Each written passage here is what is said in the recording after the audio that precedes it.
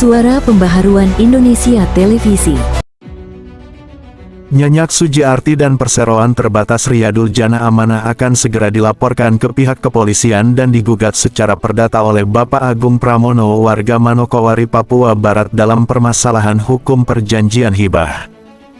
Sebagai modul untuk melakukan serangkaian tindak pidana penipuan dan atau penggelapan yang terjadi sejak tanggal 17 Januari tahun 2025. Demikian hal ini disampaikan pengacara Abdul Rahman Sarjana Hukum, Magister Hukum dari Law Firm Garuda Nusantara mewakili kliennya Bapak Agung Pramono.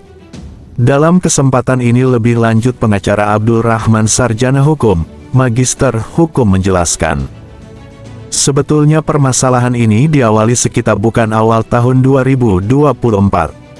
Ketika klien kami Bapak Agung mendapat informasi dari seorang rekannya di Jakarta bahwa ada seorang ibu yang bernama Sujiarti akan menghibahkan sejumlah dananya bagi calon kepala daerah dan calon legislatif.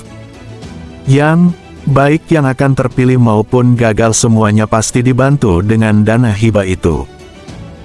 Bapak Agung klien kami merasa penasaran dan lebih mendalami informasi, langsung dapat nomor HP pihak-pihak yang dekat dengan Nyonya Sujiarti. Setelah dikonfirmasi mendapatkan penjelasan lebih akurat bahwa benar Nyonya Sujiarti akan mengeluarkan sejumlah dana hibah. Mendapatkan kabar baik ini klien kami Bapak Agung berkoordinasi dengan beberapa tokoh politik sekaligus calon kepala daerah lalu mendapatkan kuasa pengurusan dana hibah dan berangkat ke Jakarta. Bahwa dari sekitar bulan Juni tahun 2024 klien kami Bapak Agung sudah di Jakarta dengan modal sendiri, untuk melakukan pengurusan dana hibah. Lebih lanjut Abdul Rahman menjelaskan, dari bulan Juni tahun 2924 klien kami Bapak Agung fokus di Jakarta untuk pengurusan dana hibah sampai dengan bulan Oktober tahun 2024 baru terjadi perikatan perjanjian hibah.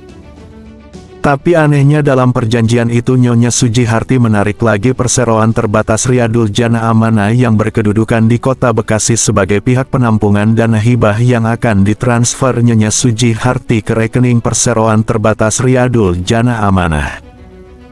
Setelah penandatanganan perjanjian hibah, Nyonya Sujiarti telah menyerahkan cek Bank Syariah Indonesia atas nama pemegang cek atau pemilik buku cek perseroan terbatas Riyadul Jana Amanah, dengan nilai per orang terendah 5 miliar rupiah sampai 30 miliar rupiah pencalonan kepala daerah. Bahwa untuk pengurusan ini klien kami sudah mengeluarkan dana notaris tiap orang dikenakan administrasi 7.500.000 rupiah. Tetapi dalam perjalanannya sampai saat ini klien kami hanya mendapatkan janji-janji belaka dari Nyonya Sujiarti.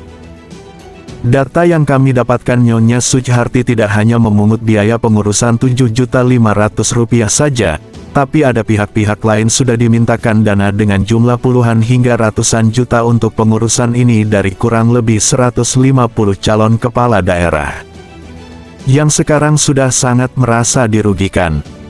Menurut Abdul Rahman, perbuatan Nyonya Sujiarti dan perseroan terbatas Riyadul Jana Amanah sudah sangat memenuhi unsur-unsur penipuan atau penggelapan sebagaimana diatur pasal 374 Kitab Undang-Undang Hukum Pidana, Jo pasal 378 Kitab Undang-Undang Hukum Pidana, ataupun pasal 1365 Kitab Undang-Undang Hukum Perdata tentang perbuatan melawan hukum.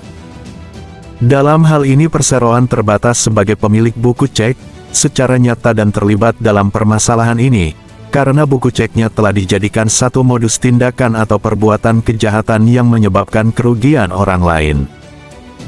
Lebih lanjut Abdul Rahman Sarjana Hukum Magister Hukum menjelaskan kami sangat serius untuk menangani permasalahan ini. Langkah pertama kami sudah mensomasi Nyonya Sujiarti dan perseroan terbatas RJA tapi mereka merasa tidak bersalah. Tahapan selanjutnya akan kami laporkan secara resmi dan ajukan gugatan perdata.